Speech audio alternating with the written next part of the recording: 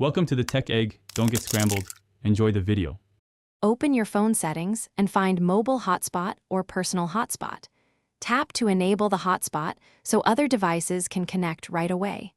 Set a clear Wi-Fi name that you will recognize in the switch list. Create a strong password with at least 8 characters and include numbers or symbols.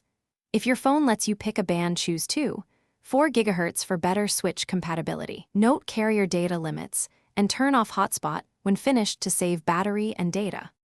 On your Nintendo Switch, go to System Settings using the gear icon. Scroll to Internet, then choose Internet Settings to search for Wi-Fi networks. Wait while the switch scans, and then find your phone SSID in the list. Highlight the network and choose Connect to enter the hotspot password exactly as you set it. After connecting, confirm the status shows connected under Internet Settings. Test the connection by opening an online game or the eShop to verify downloads and latency. If the switch fails to connect, toggle the phone hotspot off and on, then try again. Restarting the switch can also resolve authentication or IP address issues quickly.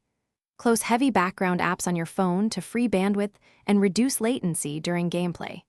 If available, set your phone hotspot to allow 5 GHz for faster speeds, but default to 4 GHz if the switch has issues. Monitor carrier data usage, because game updates and downloads can use several hundred megabytes. Thanks for watching. Consider subscribing if I helped unscramble your problems.